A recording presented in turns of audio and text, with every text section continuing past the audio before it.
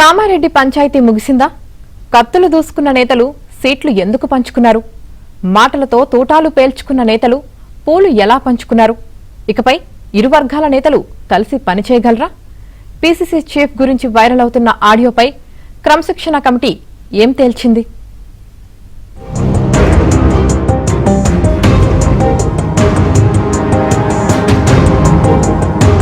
కామారెడ్డిలో ఇద్దరు నేతల మధ్య చెలరేగిన వివాదం చినికి గాలివానలా మారింది. కామారెడ్డి నేత ప్రభుత్వ సలహాదారు Shabbir Ali, party general secretary గడ్డం చంద్రశేఖర్ రెడ్డి మధ్య మొదలైన ఆధిపత్య పోరు అనేక మలుపులు తిరిగింది. స్థానిక నేతగా తాను చెప్పినట్టే పార్టీ నడవాలని షబ్బీర్ అలీ కోరుకోగా, ఆయన వల్లే పార్టీ ఇబ్బందులు పాలవుతోందని చంద్రశేఖర్ రెడ్డి వర్గం ఆరోపించింది.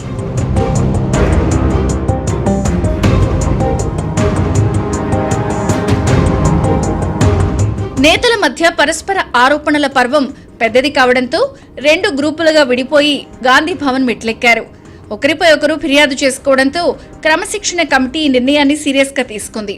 షబ్బీర్ అలీని ఉద్దేశిస్తూ ముసలి నక్క అంటూ అనుచిత వ్యాఖ్యలు చేశారని ఆయన మద్దతుదారులు చంద్రశేఖర్ రెడ్డిపై క్రమశిక్షణ కమిటీకి ఫిర్యాదు చేశారు. మరోవైపు షబ్బీర్ అలీ నియోజకవర్గంలో పైరవీలు చేస్తున్నారని, దాంతో పార్టీకి ప్రభుత్వానికి చెడ్డ పేరొస్తోందని చంద్రశేఖర్ రెడ్డి వర్గం ఫిర్యాదు చేసింది.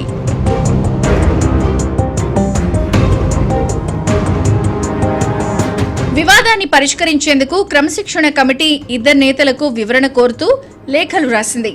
షబ్బీర్ అలీ, చంద్రశేఖర్ రెడ్డి వివరణ ఇచ్చారు. మరోవైపు పీసీసీ చీఫ్ మహేష్ గౌడ్ పై తీవ్రమైన ఆరోపణలు చేస్తూ ఇటీవల ఒక ఆడియో వైరల్ అయింది. మహేష్ గౌడ్ పైసలు తీసుకుని పదవులు ఇస్తున్నారని ఆ ఆడియోలో ఉంది.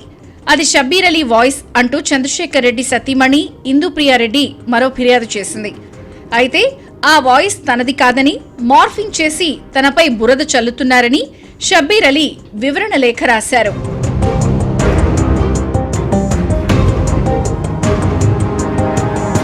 ఈ నేపథ్యంలో క్రమశిక్షణ కమిటీ చైర్మన్ మల్లు రవి అధ్యక్షతన గాంధీ భవన్ కీలకమైన సమావేశం జరిగింది. రెండు వర్గాల నేతలతో ఆయన మాట్లాడారు. సయోధ్య కుదిరింది. కామారెడ్డి పంచాయతీ ముగిసిందని మల్లు రవి ప్రకటించారు. పార్టీ కార్యక్రమాల్లో ఇరు వర్గాల నేతలు పాల్గొనాలని, ఇద్దరూ కలిసి పనిచేయాలని కమిటీ సూచించింది. ఇక షబ్బీర్ అలీ, చంద్రశేఖర్ రెడ్డి ఒకరికి ఒకరు స్వీట్లు పంచుకుని గులాబీ పూలిచ్చుకుని సామరస్యం నెలకొందని ప్రకటించారు.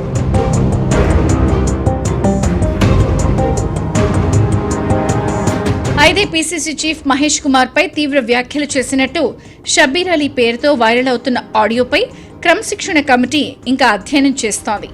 ఈ విషయంలో కమిటీ ఎలాంటి నిర్ణయం తీసుకుంటుందో చూడాలి.